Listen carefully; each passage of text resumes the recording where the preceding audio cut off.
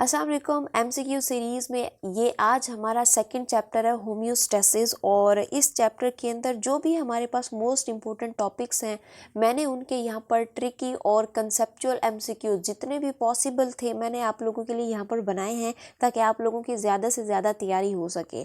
सो बस मेरी आप लोगों से इतनी रिक्वेस्ट है कि इस वीडियो को एंड तक देखिएगा ताकि आप लोगों का कोई भी एमसीक्यू जो है वो स्किप ना होने पाए। और अगर आप लोग मेरे चैनल पर नए हैं तो प्लीज़ चैनल को भी सब्सक्राइब करें। और अगर आप लोगों को ये वीडियो इन्फॉर्मेटिव लगे तो इसको आप लोगों ने लाइक भी लाजमी करना है और इसको अपने फ्रेंड्स के साथ भी लाजमी शेयर करें। सो अब हम यहाँ पर जो है वो स्टार्ट करते हैं। सो सबसे पहला हमारे पास जो टॉपिक है that is the structure of the kidney. ठीक है ना, इसके अकॉर्डिंग जो जितने भी पॉसिबल एमसीक्यूज थे वो मैंने यहाँ पर बनाए हैं। तो अब हम यहाँ पर इनको जो है वो स्टार्ट कर लेते हैं।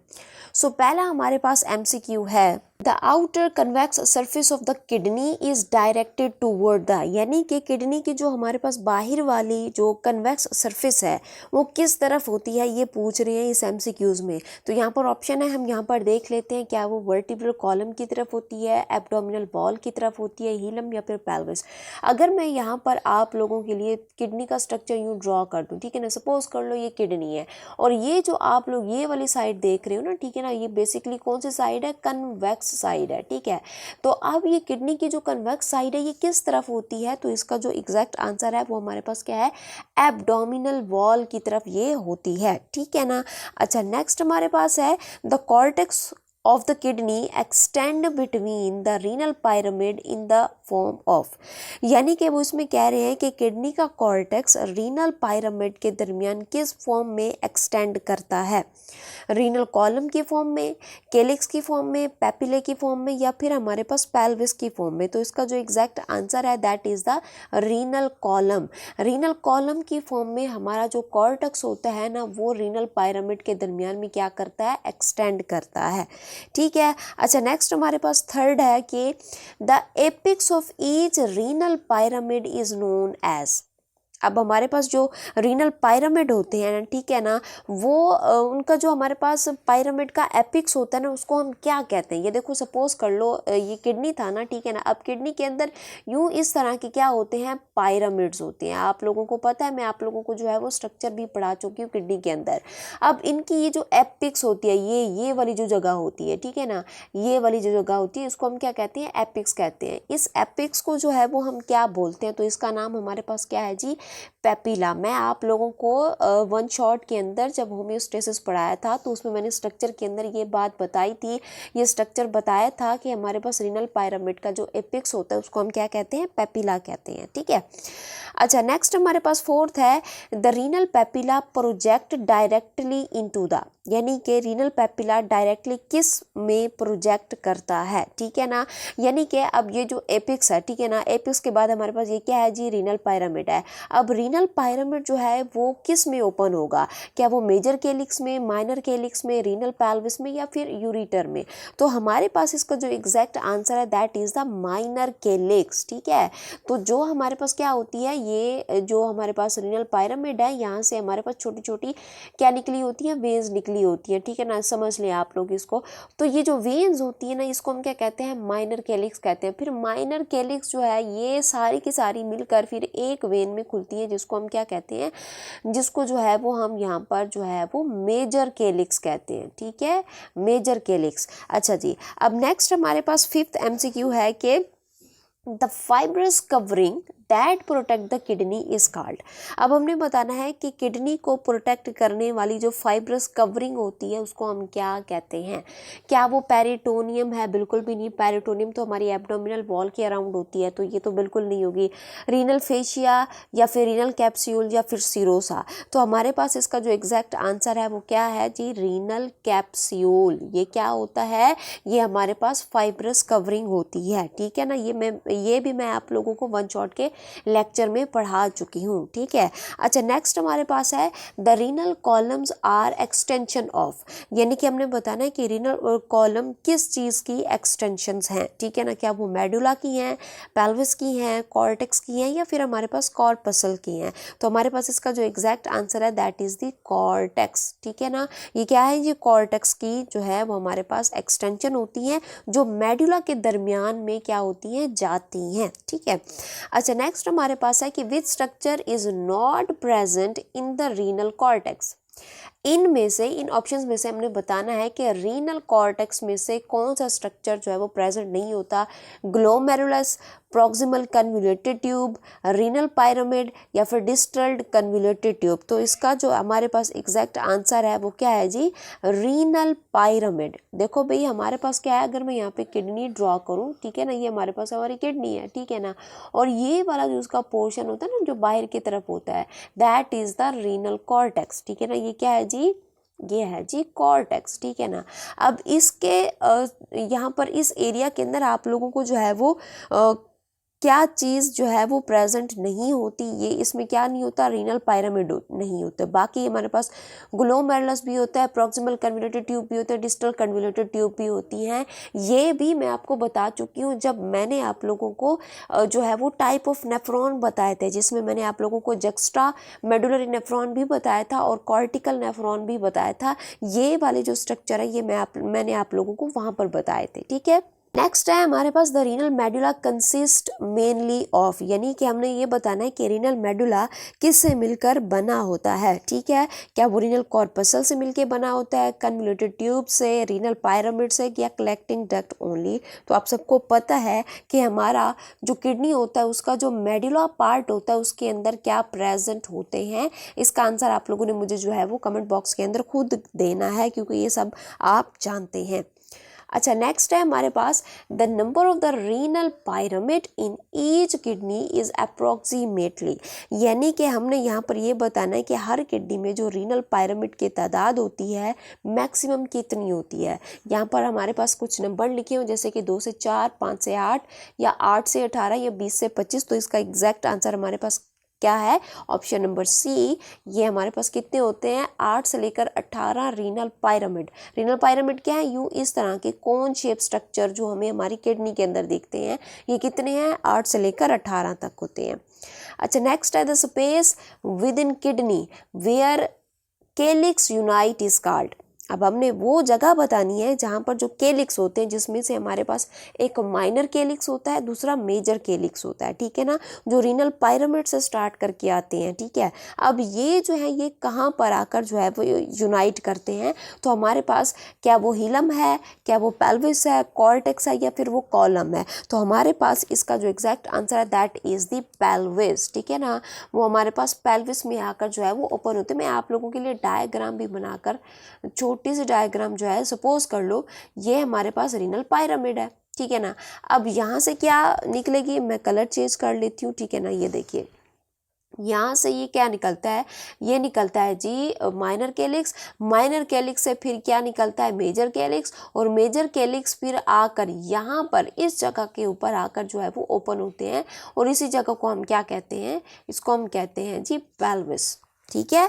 नेक्स्ट है हमारे पास के the renal artery divided into smaller branches after entering through the, यानी कि हमने बताना है कि रीनल आर्टरी किस जगह से एंटर करने के बाद डिवाइड होती है। यानी कि हमने ये बताना है कि जो हमारा किडनी है, ठीक है ना, किडनी में हमारे पास रीनल आर्टरी कहाँ से एंटर करती है। तो हमारे पास आप लोगों को मैंने स्ट्रक्चर के अंदर बताया था कि जो हमारा किडनी होता है ना, उसका अगर हम यहाँ पर स्ट्रक्चर देखें तो यहाँ पर हमारे किडनी के स्ट्रक्चर में यहाँ पर ये जो आप लोग ये वाली जगह देख रहे हो, ठीक है ना, यहाँ पर एक नॉच बनी होती है। ये नॉच क्यों बनी होती है, क्योंकि यहाँ पर हमारे पास रीनल आर्टरी भी आई होती है और रीनल वेन भी आई होती है। तो ये हमारे पास ये जो जगह है जहाँ पर एक नॉच बन रहा है, इसको हम क्या कहते हैं, इसको हम कहते हैं हीलम, ठीक है। तो हीलम वो जगह होती है जहाँ से हमारे पास हमारी रीनल आर्टरी जो है वो क्या करती है, एंटर करती है। तो इसका जो एग्जैक्ट आंसर रहेगा that will be the answer number C, ठीक है। अच्छा, नेक्स्ट है हमारे पास the structural difference between cortex and the medulla is mainly due to the presence of, यानी कि हमने बताना है कॉर्टेक्स और मेडुला का स्ट्रक्चर डिफरेंस मेनली किस वजह से होता है। क्या वो ब्लड वेजल्स की वजह से होता है, नेफ्रॉन की वजह से होता है, रीनल कॉर्पसल या फिर कलेक्टिंग ट्यूब। तो हमारे पास इसका जो एग्जैक्ट आंसर है that is the renal corpuscle. Renal corpuscle क्या होता है, हमारे पास नेफ्रॉन के जो जब हमने दो पार्ट पढ़े थे जिसमें हमने एक रीनल कॉर्पसल पढ़ा था जिसके अंदर हमारे पास दो पोर्शन आ रहे थे, एक बोमेन कैप्सूल था, दूसरा हमारे पास क्या था, ग्लोमेरुलस था, ठीक है ना। तो ये दो पोर्शन थे और दूसरा हमारे पास था क्या चीज़, रीनल ट्यूब्यूल, जिसमें हमारे पास डीसीटी था, एलओएच था यानी कि लूप ऑफ फैनले, और हमारे पास डीसीटी था, और बाद में हमारे पास कलेक्टिंग डक्ट आती है जो कि मेनली हमारे पास नेफ्रॉन का पार्ट तो नहीं है लेकिन हम उसके अंदर पढ़ते ज़रूर हैं, ठीक है। तो हमारे पास ये जो कॉर्टेक्स और मेडुला का हमारे पास मेनली डिफरेंस जो है वो किस वजह से होता है, रीनल कॉर्पसल की वजह से होता है। अब ये जो हमारे पास हमारा किडनी का कॉर्टेक्स होता है ना, ये ग्रैनुलर नज़र आता है क्योंकि वहाँ पर हमारे पास क्या होते हैं, रीनल कॉर्पसल होते हैं, ठीक है ना, जिसमें ग्लोमेरुलस और बोमेन कैप्सूल होते हैं, ये प्रेजेंट होते हैं, जबकि मेडुला में ये एब्सेंट होते हैं, ठीक है। समझ लें, मेडुला के अंदर रीनल कॉर्पसल नहीं होते। अच्छा, ये डिफरेंस आप लोग जो है ये याद रख लें, ये इम्पोर्टेंट है, ठीक है, ये इम्पोर्टेंट है कि मेडुला में और कॉर्टेक्स में, किडनी के मेडुला और कॉर्टेक्स में क्या डिफरेंस है due to the renal corpuscle, ठीक है ना, यही जो है हमारे पास मेन डिफरेंस है। नेक्स्ट है the concave border of the kidney faces the. अब हमने बताना है कि हमारे पास किडनी का जो कनकेव बॉर्डर है वो किस तरफ होता है, वो लेटरल साइड की तरफ होता है, एंटीरियर साइड की तरफ होता है, पोस्टीरियर साइड की तरफ होता है या मीडियल साइड की तरफ होता है। तो इसका जो एग्जैक्ट आंसर है वो किस तरफ है, ये होता है जी हमारे पास मीडियल साइड, यानी कि ये दरमियान में होता है, ठीक है। अच्छा, नेक्स्ट हमारे पास है कि major calyx are formed by the union of. अब हमें पता है कि मेजर केलिक्स में पीछे से क्या आ रहा होता है, माइनर केलिक्स आ रहा होता है, तो माइनर केलिक्स के यूनियन से ही क्या बनते हैं, मेजर केलिक्स बनते हैं। तो इसका जो एग्जैक्ट आंसर रहेगा that will be the option number B, minor केलिक्स।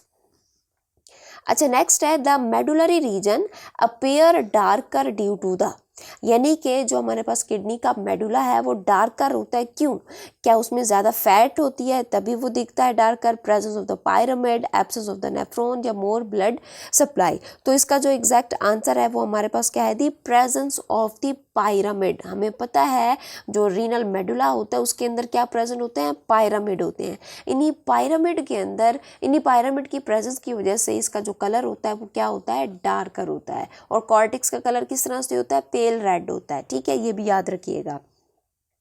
Next है the renal pelvis is continuous with.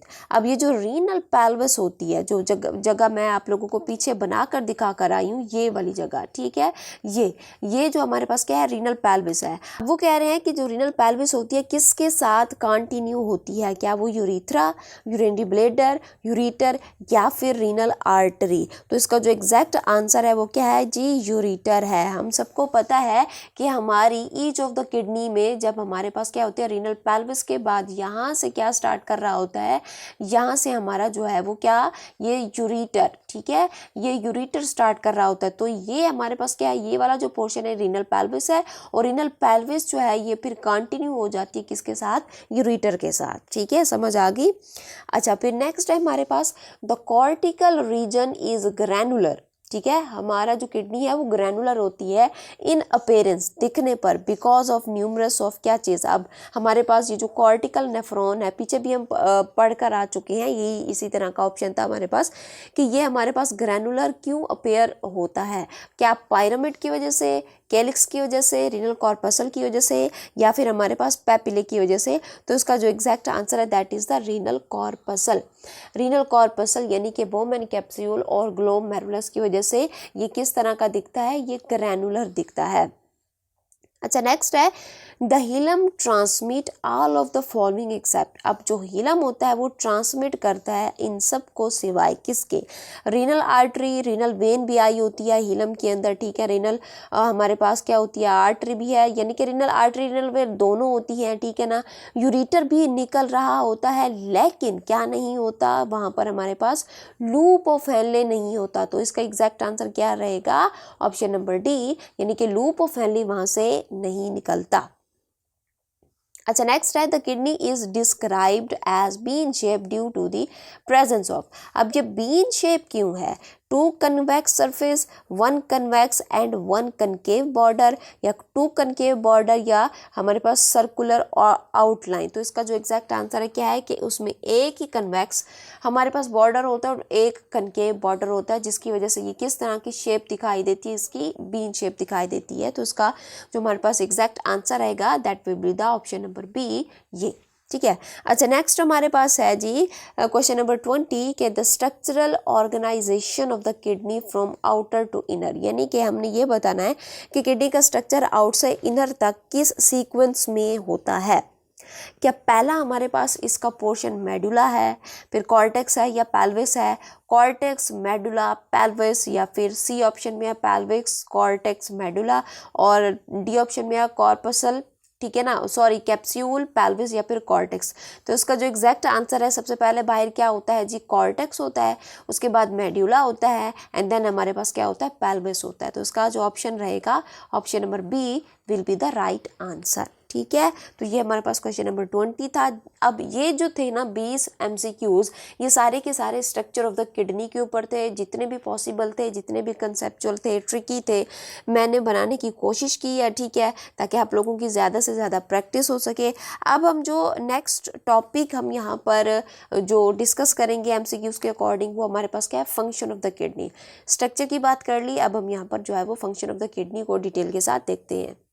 Okay जी, the primary function of the kidney is to, अब हमने बताना है कि किडनी का हमारे पास जो प्राइमरी या फिर हम यूँ कहें कि मेन जो फंक्शन है वो क्या है।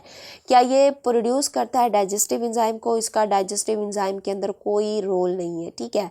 फिल्टर करता है ब्लड को टू रिमूव वेस्ट, या फिर स्टोर यूरिन परमानेंटली, ये भी नहीं है, ठीक है ना। प्रोड्यूस बाइल, बाइल कौन प्रोड्यूस करता है, ये इसका काम भी नहीं है, ठीक है ना। तो इसका जो एग्जैक्ट आंसर है हमारे पास क्या है, filter blood to remove waste, ठीक है। तो प्राइमरी इसका फंक्शन हमारे पास ये है।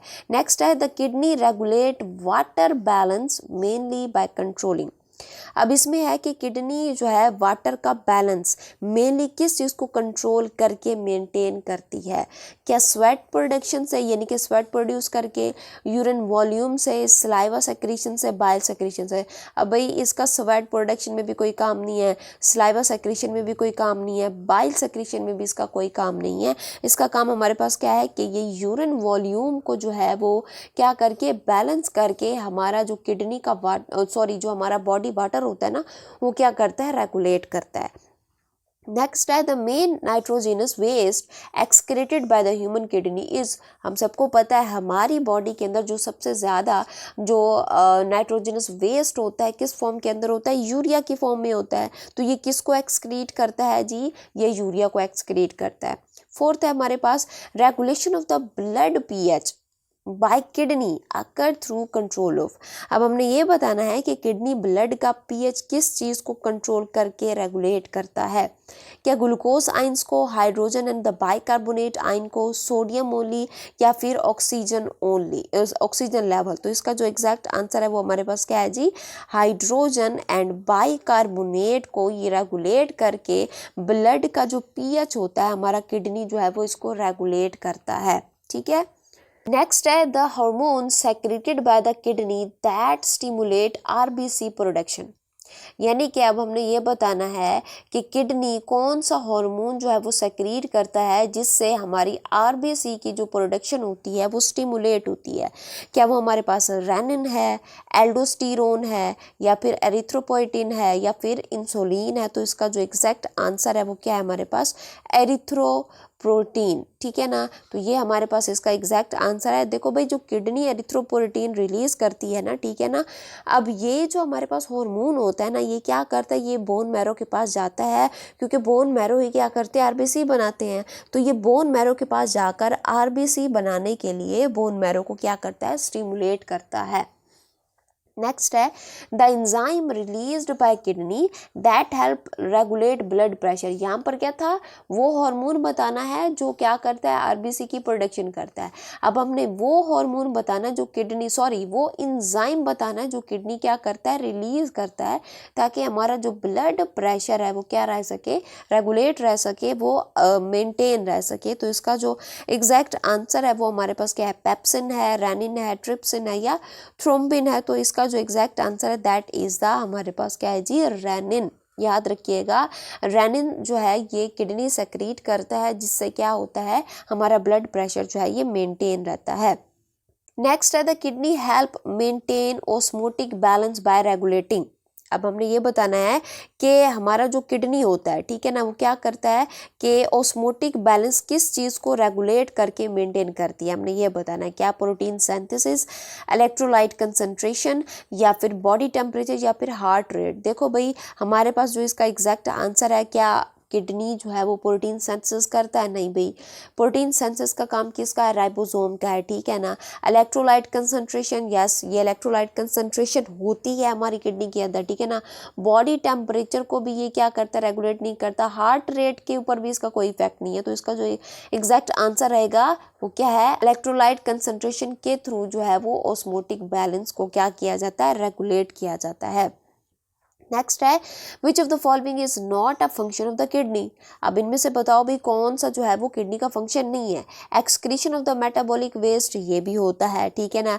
Regulation of the blood volume, ये भी होता है। या फिर प्रोडक्शन ऑफ द बाइल, ये नहीं होता। या फिर maintenance of the electrolyte balance, ये ए, बी और डी, ये तो तीनों के तीनों होते हैं। तो क्या नहीं होता, प्रोडक्शन ऑफ द बाइल। तो यहाँ पे प्रोडक्शन ऑफ द बाइल बिल्कुल भी नहीं होता। अच्छा, नेक्स्ट है the activation of the vitamin D into the active form occur in दी।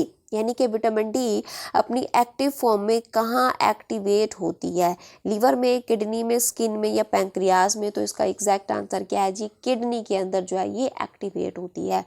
अच्छा जी, क्वेश्चन नंबर 10 है कि the kidney maintain blood pressure mainly through the. अब पीछे भी हम यहाँ पर ये जो है ये कर आ रहे हैं।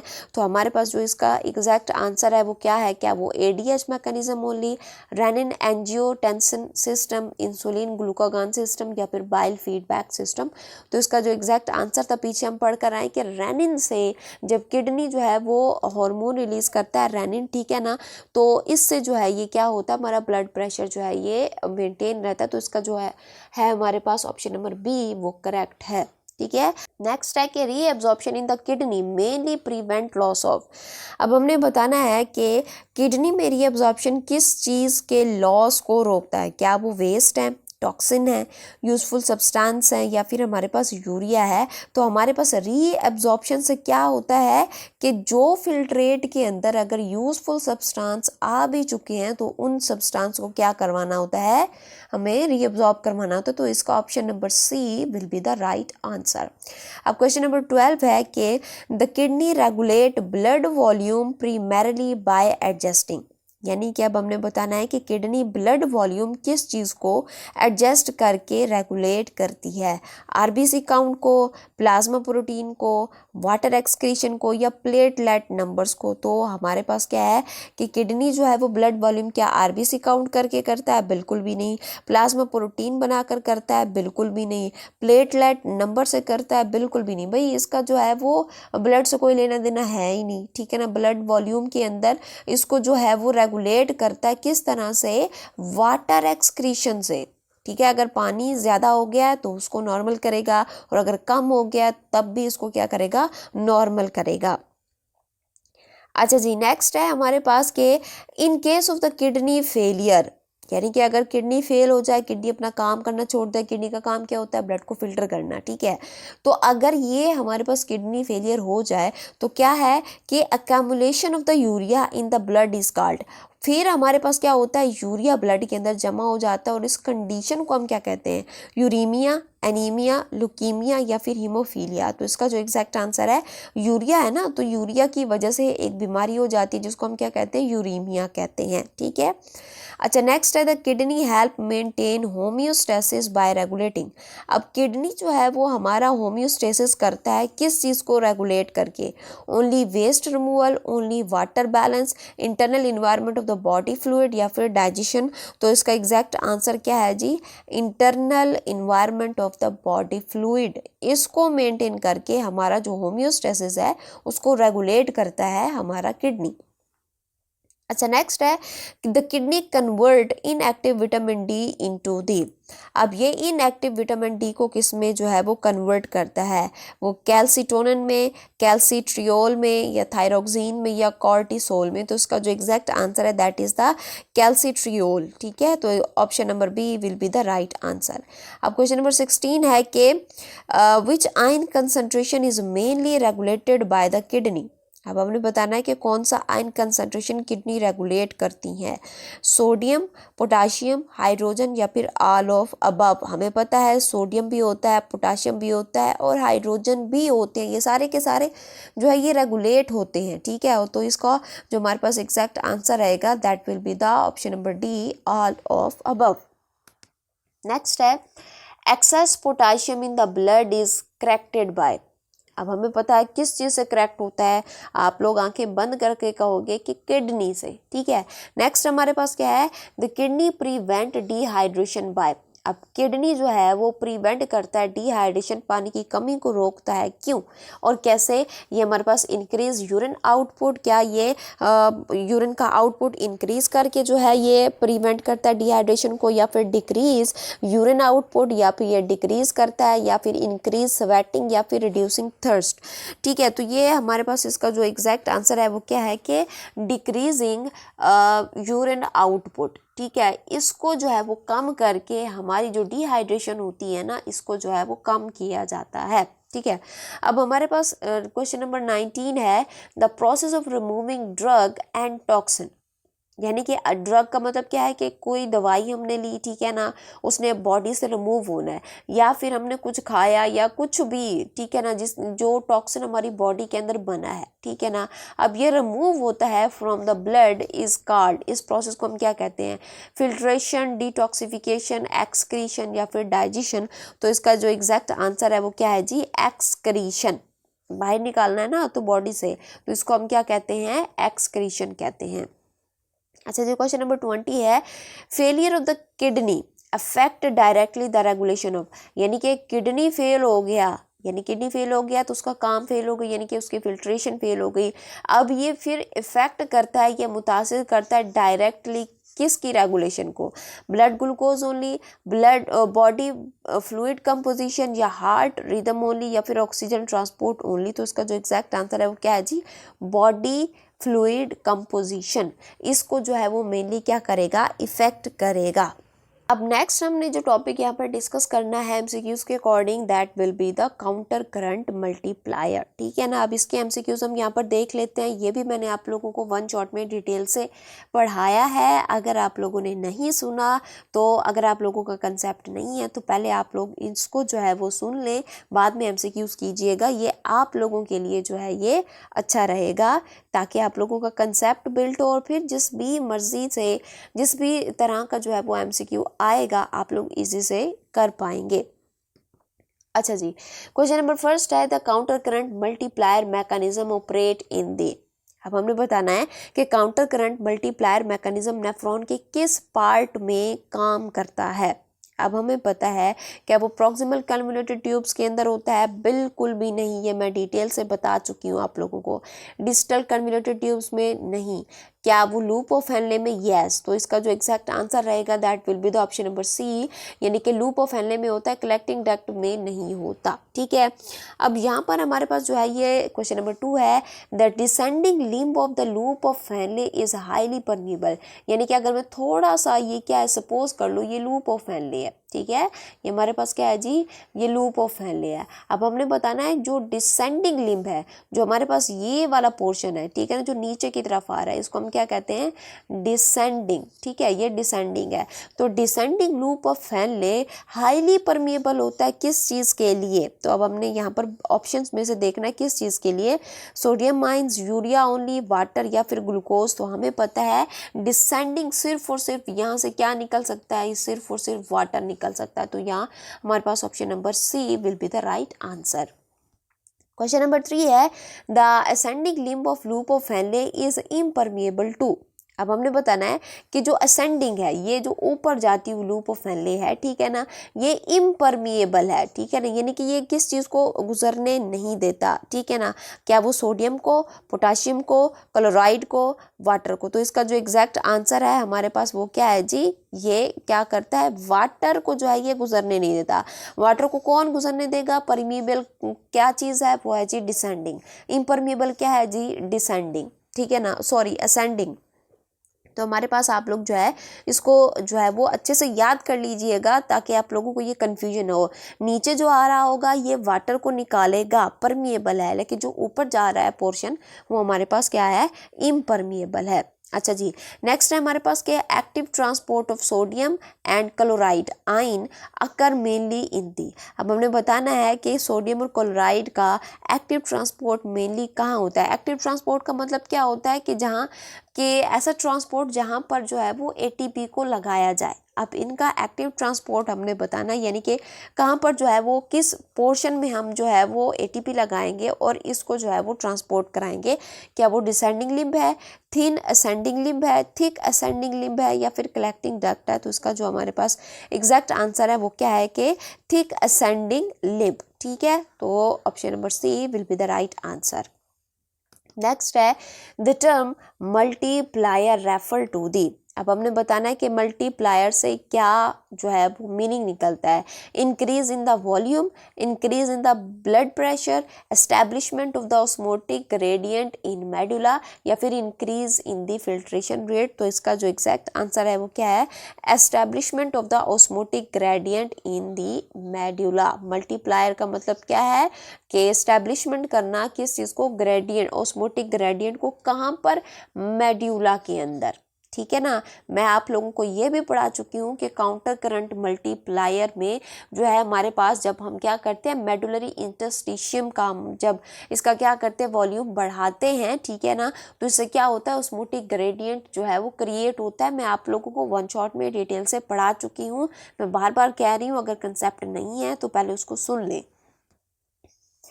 नेक्स्ट है कि the osmotic gradient develop in the renal medulla is essential for, किस चीज़ के लिए। अब वो हमारे पास जो ऑस्मोटिक ग्रेडियंट जो कहाँ पर होता है, रीनल मेडुला में होता है। अब ये क्यों एसेंशियल, ये किस चीज़ के लिए एसेंशियल है, फिल्ट्रेशन के लिए, रीअब्जॉर्प्शन ऑफ द ग्लूकोज के लिए, कंसंट्रेशन ऑफ यूरिन के लिए या फिर सेक्रीशन ऑफ द रेनिन के लिए। तो हमारे पास इसका जो एग्जैक्ट आंसर है वो क्या है, कंसंट्रेशन ऑफ दी, हमारे पास क्या होता है, यूरिन होता है। अब हमें पता है कि ये जो हमारे पास काउंटर करंट मल्टीप्लायर होता है ना, ये बेसिकली कब होता है, जब हमारी बॉडी में स्ट्रेस हो या फिर डिहाइड्रेशन हो, तो बॉडी के अंदर पानी की पहले से ही कमी होती है, तो उस पानी को जो हमारे पास फिल्टर हो गया होता है थ्रू द किडनी, दोबारा से उसको क्या करना होता है, हमने रीअब्सॉर्ब करवाना होता है। लेकिन वो ऐसे नहीं होता, हम फिर क्या करते हैं, मैकेनिज्म चलाते हैं जिसको हम क्या कहते हैं, काउंटर करंट मल्टीप्लायर, जिसमें हम क्या करते हैं कि जो फिल्ट्रेट के अंदर जो वाटर जा रहा होता है उसकी कंसंट्रेट, उसको जो है वो हम निकाल के मेडुला के अंदर जो है वो हम क्या क्रिएट करते हैं, ऑस्मोटिक ग्रेडियंट क्रिएट करते हैं, जिससे हम क्या करवा लेते हैं, जो यूरिन बनता है वो कंसंट्रेटेड हो जाता है और फिर हम जो है वो डिहाइड्रेशन से क्या कर लेते हैं, हम प्रिवेंट कर लेते हैं by the process of the counter current multiplier, ठीक है।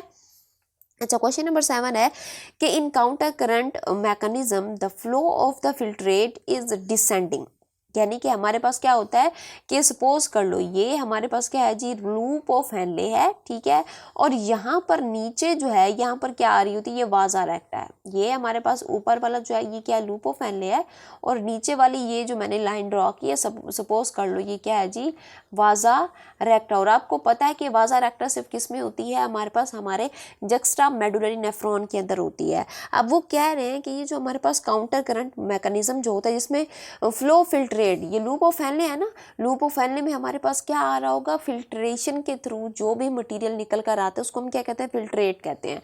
तो फिल्ट्रेट की हमारे पास ये जो डायरेक्शन होती है वो इस तरह से होती है, ठीक है, यूं इस तरह से जा रहा होता है, ठीक है ना, इन डिसेंडिंग, यानी कि ये नीचे की तरफ होती है, एंड फिर असेंडिंग लिम्ब यूं फिर इस तरह से जाता है, ठीक है ना।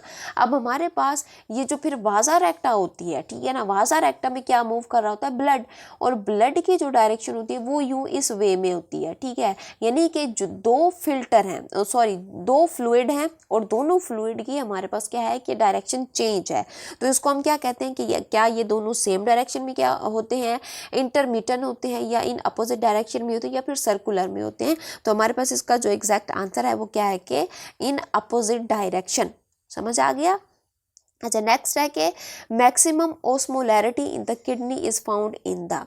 अब सबसे ज़्यादा जो ओस्मोलैरिटी होती है वो कहाँ पर होती है, कॉर्टेक्स में, मेडुला में, इनर मेडुला में, या फिर हमारे पास पेल्विस में। तो हमारे पास इसका जो एग्जैक्ट आंसर है वो कहाँ पर है जी, इनर मेडुला में होते हैं, क्योंकि उसका जो लूप ऑफ हेनले है ना, जक्स्ट्रा मेडुलर नेफ्रॉन में जो उसका लूप ऑफ हेनले होता है ना, वो क्या होता है, डीप होता है इनटू द मेडुला, जिसकी वजह से हमारे पास ये जो ओस्मोलैरिटी होती है ना किडनी के इनर मेडुला में सबसे ज़्यादा होती है।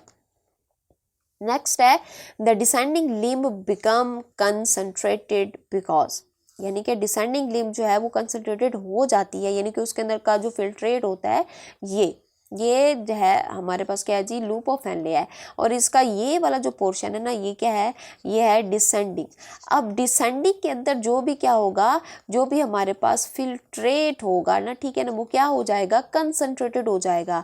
अब इस फिल्ट्रेट में से क्या निकल रहा है जिसकी वजह से वो कंसंट्रेटेड हो रहा है, सोडियम एक्टिवली एंटर, या water move out bye osmosis, glucose is secreted, या फिर यूरिया इज फिल्टर्ड। तो हमारे पास जो इसका एग्जैक्ट आंसर है वो क्या है जी, हमारे पास water move out by the osmosis, क्योंकि पानी निकल रहा होता है। अभी मैं पीछे आपको बता कर आ रही हूँ, ये मैं आपको बता देती हूँ, यहाँ पर देखिए कि हाँ जी, यहाँ पर देखिए कि the descending limb of loop of Henle is highly permeable to the water, यानी कि उसमें से क्या निकल रहा होता है, वाटर निकल रहा होता है। इसी वाटर के निकलने की वजह से हमारे पास जो यूरिन होता है वो क्या हो जाता है, कंसंट्रेटेड हो जाता है, ठीक है, समझ आ गई। अच्छा, फिर हमारे पास क्वेश्चन नंबर 10 है कि the ascending limb dilute the filter because it, ठीक है ना। अब ये जो हमारे पास ऊपर जा रहा होता है, ठीक है ना, अब इसके अंदर जो हमारे पास क्या होता है, जो फिल्ट्रेट होता है वो क्या हो जाता है, डाइल्यूट हो जाता है, वो पतला हो जाता है। क्यों, reabsorb water, secrete water, reabsorb salt without water, या फिर फिल्टर प्रोटीन। तो इसका जो एग्जैक्ट आंसर है वो हमारे पास क्या है कि ये रीअब्सॉर्ब करता है वाटर को विदाउट, सॉरी ये रीअब्सॉर्ब करता है किसी इसको, साल्ट को विदाउट दी वाटर, ठीक है। तो ये हमारे पास इसका जो है वो एग्जैक्ट आंसर है। फिर क्वेश्चन नंबर 11 है कि the counter current multiplier depends upon. अब हमारे पास काउंटर करंट मल्टीप्लायर किसके ऊपर डिपेंड कर रहा होता है, हमें पता है कि ये एक तो किस में होता है, जक्स्ट्रा मेडुलरी नेफ्रॉन में होता है, और जक्स्ट्रा मेडुलरी नेफ्रॉन के किस पोर्शन को ये कहाँ पर ये मैकेनिज्म चल रहा होता है, लूप ऑफ हेनले में। तो ये हमारे पास लूप ऑफ हेनले में हो रहा होता है। तो हमारे पास ये जो इसकी लेंथ होती है ना, ठीक है ना, क्योंकि हमें पता है, मैंने आप लोगों को कॉर्टिकल और जक्स्ट्रा मेडुलरी नेफ्रॉन के अंदर मैंने आप लोगों को डिफरेंस भी बताया था कि जो जक्स्ट्रा होता है ना उसका जो लूप ऑफ हेनले होता है ये लेंथ ही होता है। तो ये भी डिपेंड करता है किस इसके ऊपर, length of loop of Henley, ठीक है। अच्छा जी, क्वेश्चन नंबर 12 है कि the vasa recta mainly function as a multiplier, excretory duct, counter current exchanger, या फिर फिल्ट्रेशन यूनिट। तो हमारे पास ये क्या है जी, काउंटर करंट एक्सचेंजर के तौर पर ये काम करता है। क्या चीज़, वाजा रेक्टा। अच्छा, क्वेश्चन नंबर 13 है the osmotic gradient produce in the medulla increase progressively from, यानी कि हमने बताना है कि मेडुला में ओस्मोटिक ग्रेडियंट किस डायरेक्शन में बढ़ता है, मेडुला से कॉर्टेक्स में, cortex to medulla, pelvis to cortex, hilum to cortex. तो हमारे पास इसका जो आंसर है क्या चीज़, कॉर्टेक्स टू मेडुला, ठीक है। ये हमारे पास जो है इसका एग्जैक्ट आंसर है। फिर क्वेश्चन नंबर 14 है कि विदाउट काउंटर करंट मल्टीप्लायर, यानी कि अगर काउंटर करंट मल्टीप्लायर ना हो यूरिन वुड बी, तो यूरिन किस तरह से होगा, highly concentrated, highly acidic, dilute या फिर प्रोटीन रिच। तो इसका जो एग्जैक्ट आंसर है वो क्या है जी, डाइल्यूट बनेगा, क्योंकि जो काउंटर करंट मल्टीप्लायर है इसका काम ही क्या होता है कि ये यूरिन को कंसनट्रेटेड करता है। कब, जब हमारी बॉडी में डिहाइड्रेशन होती है या फिर स्ट्रेस की कंडीशन हो, या बॉडी को जब वाटर चाहिए होता है और बॉडी में वाटर की कमी होती है। ठीक है, तो अगर ये हमारे पास काउंटर करंट मल्टीप्लायर नहीं होगा तो इससे जो यूरिन है वो क्या बनेगा, डाइल्यूट बनेगा। अच्छा जी, नेक्स्ट है कि the thick ascending limb is sometimes called. अब हमारे पास ये जो थिक असेंडिंग लिम्ब होती है इसको जो है वो हम कभी कभी जो है वो इसको क्या कहा जाता है, डाइल्यूटिंग सेगमेंट, कंसंट्रेटिंग सेगमेंट, या फिर फिल्ट्रेशन सेगमेंट, या फिर सेक्रेटरी सेगमेंट। तो इसका जो एग्जैक्ट आंसर है वो क्या है जी, डाइल्यूटिंग सेगमेंट। ठीक है, ये हमारे पास इसका एग्जैक्ट आंसर है। अच्छा जी, क्वेश्चन नंबर 16 है the primary solute involve in counter current multiplier are, यानी कि इसमें हमने बताना है कि काउंटर करंट मल्टीप्लायर में सोल्यूट कौन से होते हैं। अब हमें पता है, मैंने जब आप लोगों को पढ़ाया था तो मैंने कहा था कि काउंटर करंट मल्टीप्लायर में हमें दो जो है वो क्या चाहिए होते हैं, हमें दो सोल्यूट चाहिए होते हैं। एक हमें क्या चाहिए होता है, NaCl, और दूसरा हमें क्या चाहिए होता है, यूरिया। तो यहाँ पर इन ऑप्शंस में से हमारे पास क्या है जी, glucose and amino acid, sodium and chloride, protein, या फिर बाइकार्बोनेट ओनली। तो हमारे पास इसका एग्जैक्ट आंसर क्या है जी, सोडियम क्लोराइड यानी कि NaCl। ठीक है।